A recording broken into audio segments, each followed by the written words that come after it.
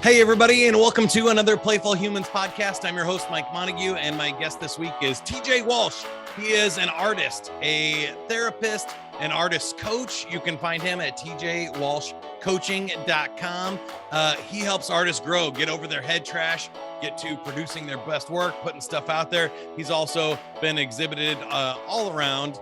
And really excited to talk about his work as well. If you would like more information on Playful Humans, you can go to playfulhumans.com, join a community of other adults rediscovering the power of play to help you live your best life.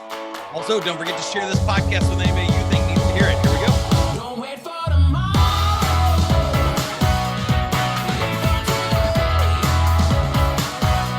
Keep chasing the sunshine.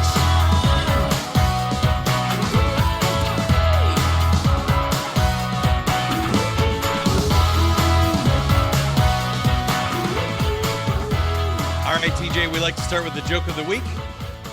You have a beard. The joke of this week is brought to you by beards. I didn't like beards at first, but then it grew on me. Beards. There we go. Nice. Why was nice. there yogurt served at the art exhibition? Why was there yogurt served at? Oh, I don't know, man. Why was the yogurt Because it served? was cultured. Nice. There you Okay, go. I see that. An art joke for you, though. Do you have one for us?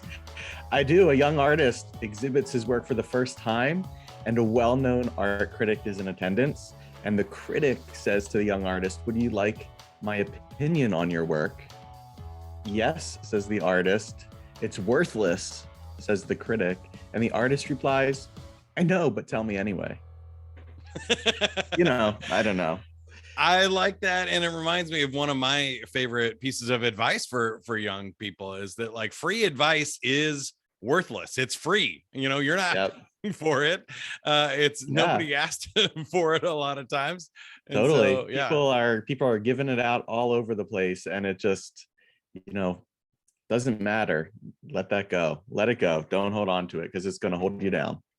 So you coach people on this as well, and I would love some of your thoughts here because as a performer, I've had to get over a lot of head trash in my career, and I, for some reason, was okay with it. I think my teenage years and like middle school, I was self-conscious, and we all want the people we're attracted to like us and things like that. Right. But It's kind of the way it goes there. yeah, but for some reason, I maybe it's just because I've always had like 2 or 3 jobs too, that it was like, I've never felt bad about bombing on stage. I just feel like that's part of what happens. And some of them are going to be good and some of them are going to be bad. I was doing a game show last night and it was the grand prize, the Showcase Showdown. And we showed the price of the showcase. We hit the wrong button before everybody put their bids in.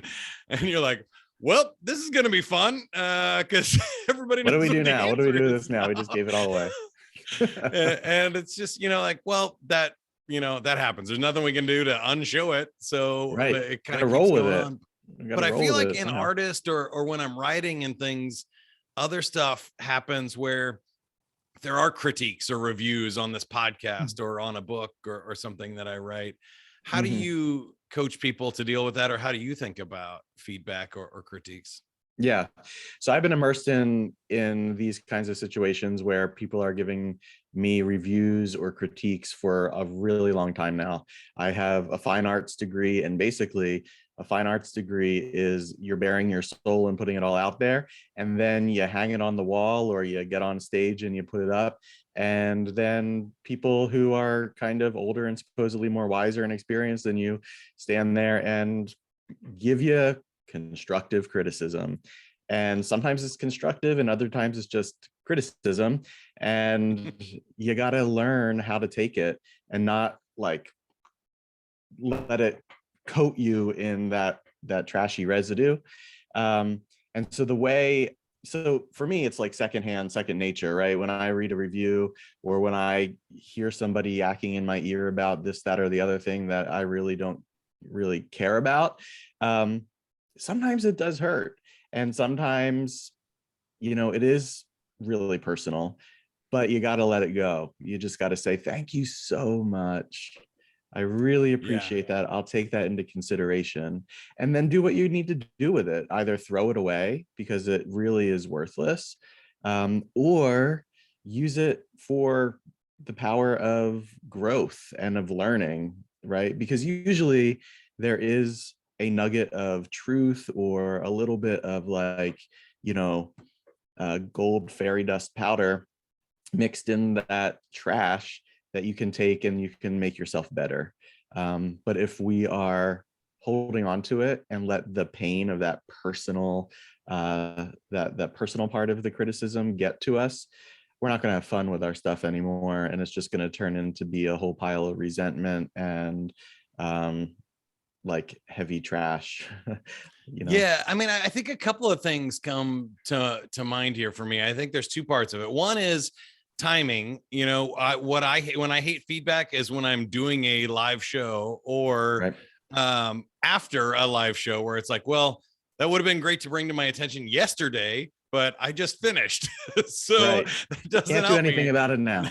No, right? Or even when I'm doing it. And I think the same thing with art, right? Like while you're creating art, you don't want to take feedback. You're expressing yourself, you're in the Right. creative process. But when you're practicing or when you're playing for fun, and I think even in school, you're making stuff to get better. And so I used to have air checks when I was on the radio, and it's like, okay, let's sit down with my manager, listen to this piece and get better, and let's practice and see what Right. could have been done differently in this read. That's helpful. That timing ahead of time and the practice time when it's not in the moment and when you're not trying to bare your soul is much more helpful. Yeah, when you're not distracted by a million other things and you're really trying your best at the moment, giving everything that you can, that's not the time for it. And then also I think it's really important to understand the the oh my goodness, the intention of the Yeah. person giving the feedback, right? Where is this coming from? Like, what is their goal here in trying to give you this constructive criticism? I'm not going to really, I won't give the exact example here because, you know, the person would know exactly who they Right. are right away. But I've been going through it a little bit here and there recently where they pick up on one little thing in an otherwise great Yes. situation, I hate that too. and they're Yeah. like, you know, that one thing, and then they just keep showing me it, all these different iterations where I'm doing that one thing over and over again, and I'm like, yeah, I get it. Now we're turning into a troll under the bridge. Right? I can't do anything about it because that thing is finished, it's set in stone. I'll try better next time maybe, but you've been heard, move on.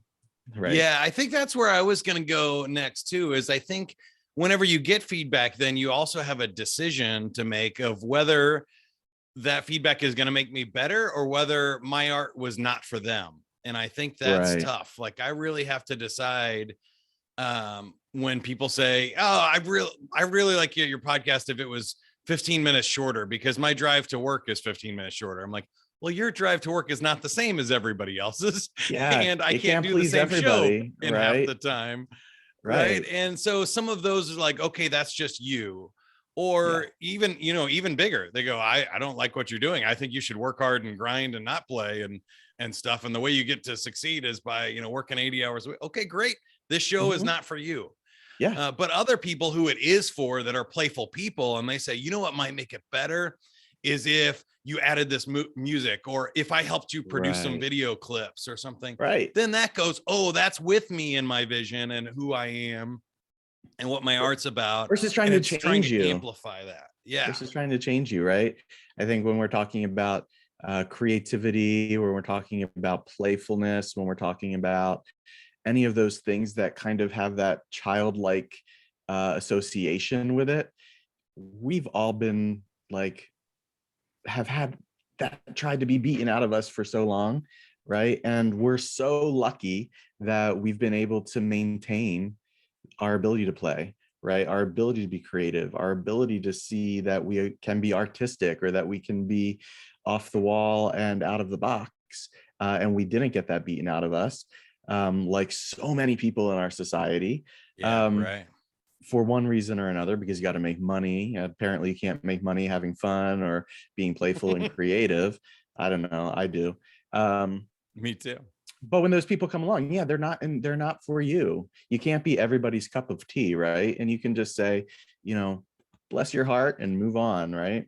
There you go. I love that old phrase. Now, I did want to ask a little bit though about the making money part, because I do think that's a different game. And I was a graphic Yeah. designer for a while. And Where are you? if Okay, I'm making great. a big billboard for somebody else, they have input in that. I'm making a billboard for them, not for me. And so there are some Mhm. things where I have to sacrifice my creative vision or Yeah. whatever to say, all right, they want it, bright yellow so you can see it from space. Like that's what they're gonna get. Mhm. My job then becomes, how do I make that vision as cool as possible or effective as possible?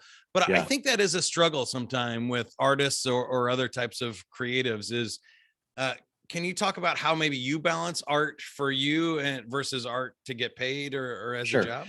Sure. So before I went into counseling, psychotherapy, coaching, I was the creative director and art director as well for Mhm.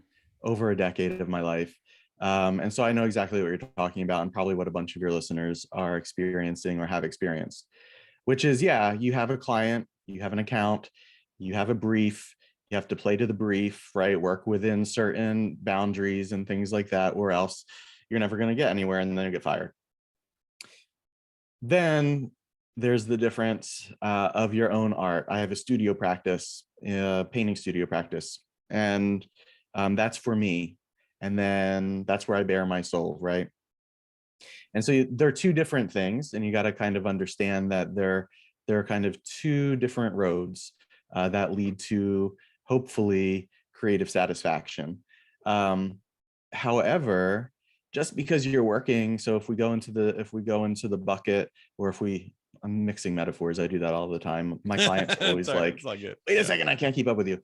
But so go back to the road, right? If we start walking the road of the commercial art piece of our conversation here, um, just because you have a brief in front of you and the client has kind of put all of the stuff in there that they expect or that they want to see, or they kind of outline the research that they've done on their market or their audience, you got to pay attention to that stuff. But they also are paying you to turn that into something that is creative or fun or different. And if they knew how to do that, they wouldn't be coming to you anyway, right? One or two people on that team who is there to boss you around on the project might think that they could do it better than you, but for the most part, they don't know what they're doing. And so it is up to you to show them what they don't know, Yeah. right? You can play it safe and work directly, to the letter of the law there on that outline, and you might get paid because they'll take it right away, maybe, or after your rounds of revisions and stuff. But you're also not having fun, and you're also not trying to give the client the ability to expand their horizons on what is possible either. And so ultimately they're not really having fun. They got their thing. um, Yeah.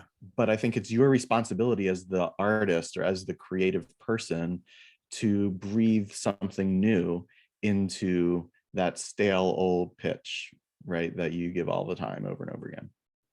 I love that. I love what you said about you have to show them the different vision, because I think sometimes people only think in stereotypes. Right. Just continuing with my billboard example, right? They've Yeah. only seen big obnoxious billboards before, or they think that that's the way they're supposed to be. So if they don't know what something better looks like, and I would get this in web design a lot too, because people would say like, oh, I want it to have clicks here, or this has to be above the scroll. And I go, well, you realize everybody's monitor is a different size. So the scroll really doesn't exist. People scroll down Right. regardless of what device they're on. They don't scroll Right. side to side. So Right. like, They let also me have a do all whole of this different, stuff, yeah, they Yeah. also have a whole, like, we're not starting from the same place either. Maybe they don't realize that the tech has changed, or they don't realize Yeah. that certain things that are going on now in the industry are different from, 2001 when they first started like hiring designers and stuff. So yeah, it's your job to educate them and to kind of bring them up to speed.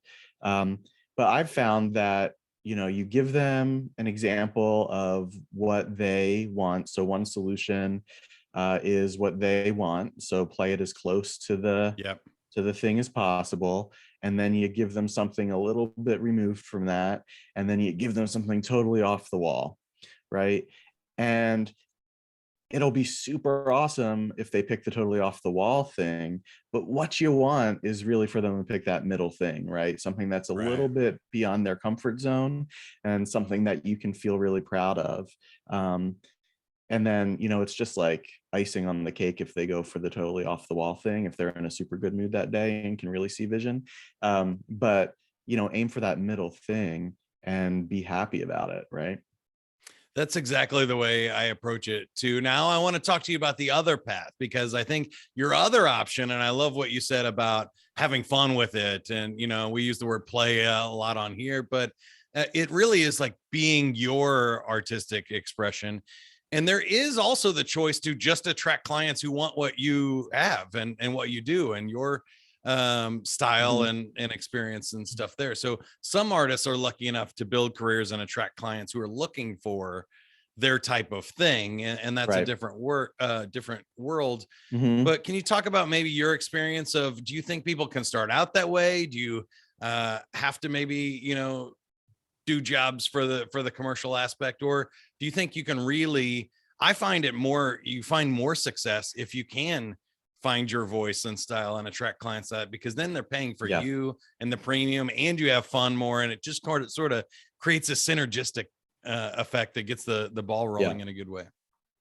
Yeah, and I think that this is maybe a part of the culture or the scene that is changing, and maybe even changing more rapidly now than it even was. Um, because for a really long time, if you wanted to be successful as an artist, um, you needed to kind of live within certain like pre-made structures of the art world, right? So you have gallerists, curators, art advisors, three different people who essentially are in charge of getting your work kind of seen and marketed and sold. The curator is maybe slightly outside of the other two, the art advisor and the gallerist. Um, we'll stick with the gallerist for a second because that's like in an artist's mind, oh my God, to have gallery representation at a really awesome, maybe blue chip gallery is just like the top of the mountain. Um, but we have to remember that those gallerists are businesses and they have certain clients, and they're not going to bring you into their gallery unless you kind of meet the need of their client. So you already have to be producing a certain kind of work, and then you have to keep producing that kind of work over and over again, uh, give or take some, flexibility, so that the gallerist can actually sell the work to these people that they know shop their gallery, right? And collect the work of the artists that they bring in. And that can be a really kind of restrictive experience for the artist, even though um, they may be a little more stable financially because they've managed to get themselves into a successful gallery that does a lot of the work, but they also take a lot of the money from you too. It's often Right. like 50 or plus percent to the gallery for your work. The art advisor, you have a little bit more flexibility, right? Because they have many different kinds of clients, and you can be producing your work. And if they see some work that is coming out of you that they know a client to want, right, then they'll put that in front of the client. So you're not like pushed against the wall to continue making the same kind of work over and over again.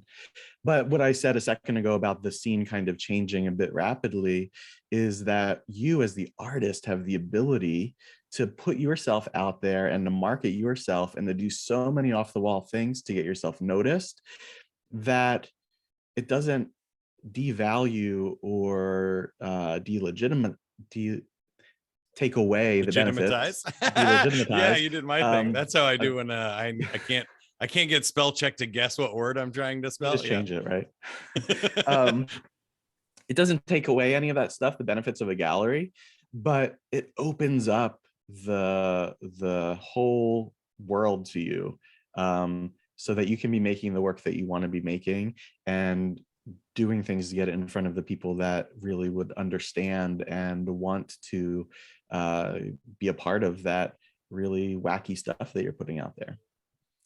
Yeah, I love that too. And I think you're right. The way the internet and social media and stuff is set up is you can go and find your audience and start collecting them Yep. for the work that you want to do, which is so cool. And then what happens is if you get a big audience and a big following liking your stuff, then the galleries and the the agents and Oh, stuff right. start looking to represent you, and they're knocking on your door rather And than they're the all of other a way sudden around, because they're interested, like, hey, right? how do I get some of your stuff? And it Mhm. really just tends to work out a lot better for you as Yeah. the artist if you can do that hard work. But it is a lot more work to get Mhm. started and build your own audience there without Yeah. the help. And I think it also really depends on your own personal, life situation too, like the path that you Mhm. need to take, or that is kind of necessary for a particular moment in time.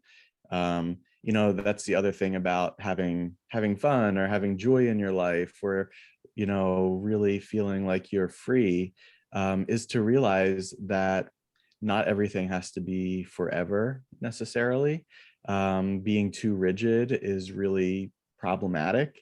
And so it can really dampen your ability to grow and to be creative and to have fun if we're holding really tightly to these preconceived notions of, man, like I have to kind of get a job outside of my creative field for a while because I'm really having a hard time making ends meet, right? That's not necessarily forever. You can kind of fix that Yeah. situation, become a little more stable, and then go back, right? So flexibility is really key in all of this too, and understanding that different times call for different solutions, and there's also not one right or wrong solution for everybody, just like we were talking Yeah, and it about can a change. second I ago. love what you said. It's not forever, right? So you can decide if you want to, do art, or you need to go and jump and take some paid gigs or a full-time job and do it Right. part-time, or you just want it to be a hobby. I think a lot of people uh underestimate the value of just not selling anything, just making your art and put it in your house or give it to a family member or something, Yeah. and don't even worry about making money with it ever. Then you get the joy of it and there's no pressure or Right. stress that way. Right. What is success, right? What is Mhm. success when you're in this game? It can be so many different things. Release the pressure to perform and get a certain place if it doesn't feel right to you, right? If it feels weird in your body, if it makes you have a headache, right? You're probably pushing a little bit too hard. It should not be that hard to be moving forward. And Yeah. so if you feel better painting for yourself, being it's a derogatory term, I'll say anyway, Sunday painter. If you want to be a Sunday painter, people hate that term because they all want to be like, man, I'm not just painting on Sundays and I'm not just like this little person doing paint by number. But anyway, if it's your thing to just have this hobby that you're really passionate about, right? That gives you joy and gives you fulfillment, then that's success, right? But if all of a Yeah. sudden you feel like you have all this pressure to sell work or to uh, get into a gallery or to be curated into shows, and you feel yourself going like limp and dead, probably not a good idea. Probably not why you're in it, right? Yeah, and I had that to me over the times in my career. I kind of knew too as a DJ that like I didn't want to be up till 1 or 3 o'clock in the morning when I was 40 years old. And there's no cool like 40-year-old DJ. So it might be fun for a while in your Right. 20s, but that's gonna get old. And then you can find something else. And same thing with radio. It's like I thought that would be cool, but they're owned by mega corporations that are global conglomerates Yeah. telling you what to say and what songs to play and stuff. And I was like, okay, well, that was fun for a while. And it was nice to say I was on the radio, but not so much fun to actually be on the radio Yeah. and, you know, design different parts of the career and go do something else and find your way. So I think Yeah. all of that is really great advice. I wanted to get to know you a little bit better before Sure. we wrap up though, TJ, Yeah. and ask you, like, tell me about your art, what you're doing these days. What would be like on your fun bucket list? Like what would be the most fun for you with the stuff you're doing? Man, the stuff that I'm doing, I just really like to have people. So I'm one of those people who like to put just like stuff out there that doesn't make any sense. Like I come up with these like, crazy kind of hidden meaning psychological titles for my paintings, because remember, I'm a therapist and my painting is about basically like, it's like one of those, I liken to like a chemical like wash off, rinse off shower, like when you're like exposed to so much stuff during the day that you just have to like rinse that residue off. So my painting is all about the stuff that I experience during the day, and it can be dark, it can be light, it can be all of these things, and I have a lot of fun doing it. It's really process driven, and it's super like experiential. I involve my whole body in the whole situation, and that's fun for me. But it can really be really dense and hard to get through when people actually see it. So I like to sit back and watch people kind of like look at it and have their face like scrunch up and be like, what is this? That's really fun for me. And so I right now would just love to like have all of the time in the world to paint really, really big stuff again, and be really, really free to just like do whatever I want on that painting, because right now I've been in like this mode of feeling really like tight in my life right now because of different things that I'm doing, different projects that I have going on, and so like to be able to loosen up again and have fun is really what I would love to do, because I start having people now say to me, oh man, you're not very fun anymore. Oh, well, that's not great, but you haven't been I fun can totally lately. relate to that because I think the pandemic and stress and everything else has really kind of put us on us, but also just I feel like even playful people like us and artists can get to the point where you're taking on too many projects, or you feel like you got to stretch your goals bigger and further and Yeah. scale things, and scaling isn't always bigger, isn't always better, more isn't always No, no, better. definitely not. I've been one of my businesses, has grown actually during the pandemic. It's the mental health side of things. Yeah, surprise. And we've added people to it, and clinicians, therapists, and have really expanded. And I always thought that that was like my goal, my dream, to have like a big, huge practice where people work for me. And I'm realizing, no, not at all. Like, I love the people that work for me. I'm not, guys, I'm not making any changes. This isn't an announcement if you hear this. But there's a part of me that would love to just go back to being me, myself, and I, right? Because I did have a whole different kind of energy than having to manage what I have to manage now. So I think, pivoting is a really, the ability to pivot can be so important, or is so important to our ability to maintain our fun factor, Yeah. right? To switch And I things, think change things up. eventually enough has to be enough, right? Like when are you going to be happy with your level of business Yeah. or income or career or recreation time? Like Well, even, never. You will never you know, be happy yeah. enough with your income.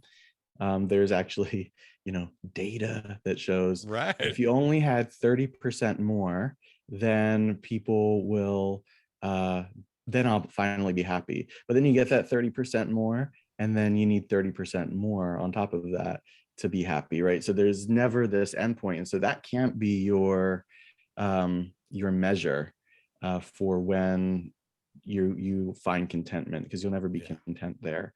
Um, One last so yeah, question for you here. yeah, go for it. I'm assuming you can answer this one for us, but if it's not really your thing, you can answer. But have you gotten into art therapy and play therapy? And what do you feel like the benefits or advantages are of just doing Mhm. art or play as it relates to our mental and physical health? Sure. So I'm not a play therapist myself. I don't actually work with children. I work with people who are like out of their parents' house and older. I don't like parents to kind of be involved with my clients' therapy. It's too much to manage. That's fair. But with that said, play therapy and then art therapy are really, really powerful agents of change for us as human beings. Um, Sometimes we don't have words, what because we don't literally have words in the case of like kids, and that's why we use play. um, or we've been through so much stuff that it just we can't access it. And so things like art and creative expression, things like drama therapy, things like play therapy can be really key and pivotal to unlocking stuff that needs to be worked through and gives us the ability to just like free us up, right? It takes us away from the pain just far enough to be able to like wade through it, and bring us back down to earth. So like if you have trouble staying in the present, right, getting distracted Yeah. by playing is not going to take you further from the present, but it's actually going to bring you closer to the present and to the here and now.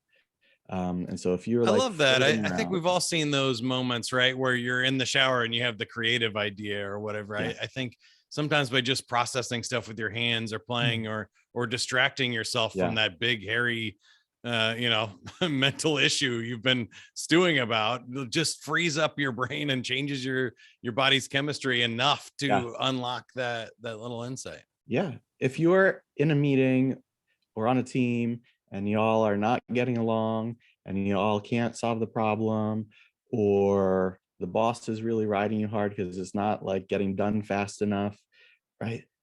The best thing that you can do is stop working for a second or two or an hour and go do something that is completely unrelated to solving that problem, so that you can kind of clear out all of that stuff, all that resistance that's in the way. And then you can go back and you'll solve the problem so much faster, right? And then the boss will sit down and mind his business, and then you'll stop fighting with your coworkers and things will be better and happier. Awesome. I love it. Now, I realize I did forget to warn you about one thing, which is we like to end with a game. Do you want to play a game? Okay, yeah, let's go for it. All right, here we go. We're spinning our wheel of games. There are 10 games that it could land on, and you got awkward questions. Awkward questions is Great. one of my favorites. I feel like you can handle this as a therapist. Once again, we're talking with TJ Walsh. You can find him at tjwalshcoaching.com, artist, therapist, and art coach extraordinaire.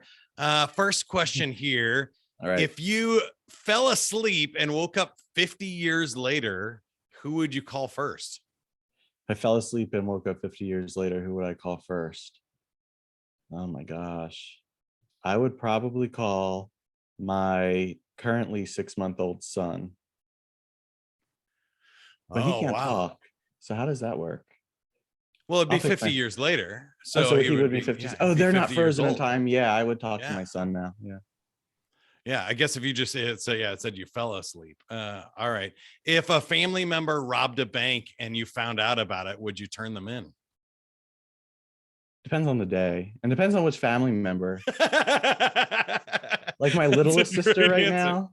My littlest sister right now, we always like we poke each other a lot. I would turn her in immediately. All right. I don't even know where this last one came from, but I feel like it's an interesting one.